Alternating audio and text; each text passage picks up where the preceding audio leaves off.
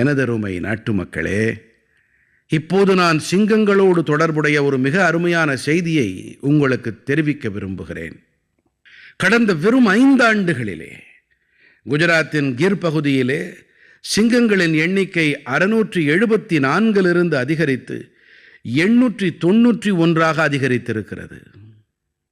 சிங்கங்களுக்கான கணக்கெடுப்பை நடத்திய பிறகு தெரிய வந்த இந்த சிங்கங்களின் எண்ணிக்கை மிகவும் உற்சாகம் அளிப்பதாக இருக்கிறது.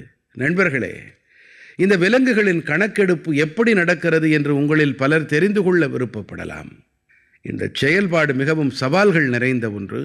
சிங்கங்களின் கணக்கெடுப்பு 11 மாவட்டங்களிலே 35,000 சதுர கிலோமீட்டர் பரப்பளவிலே செய்யப்பட்டது என்பது உங்களுக்கு ஆச்சரியத்தை அளிக்கலாம்.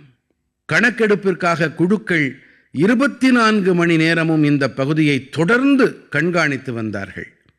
இந்த மொத்த இயக்கத்திலும் சரிபார்த்தல், மறுமுறை சரிபார்த்தல் என இரண்டும் செய்யப்பட்டன. இதன் வாயிலாக மிக நுணுக்கமான முறையிலே சிங்கங்களை கணக்கிடுதல் பணியை நிறைவு செய்ய முடிந்தது.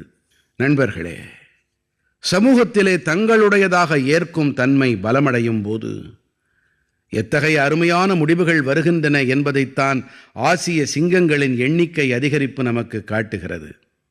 சில தசாப்தங்கள் முன்பு கிர் பகுதியில் இருந்த நிலைமை மிகவும் சவால்கள் நிறைந்ததாக இருந்தது.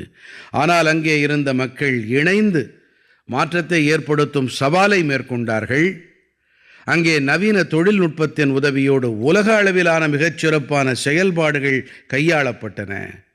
பெரிய அளவில் வன இலாக்கா அதிகாரிகளாக பெண்கள் நியமிக்கப்படும் முதல் மாநிலமாக இந்த வேளையில்தான் குஜராத் மாநிலம் ஆனது.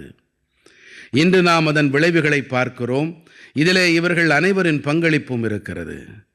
வன உயிரின பாதுகாப்பிற்காக நாம் இப்படித்தான் எப்போதும் விழிப்போடும் எச்சரிக்கையோடும் இருக்க வேண்டும்.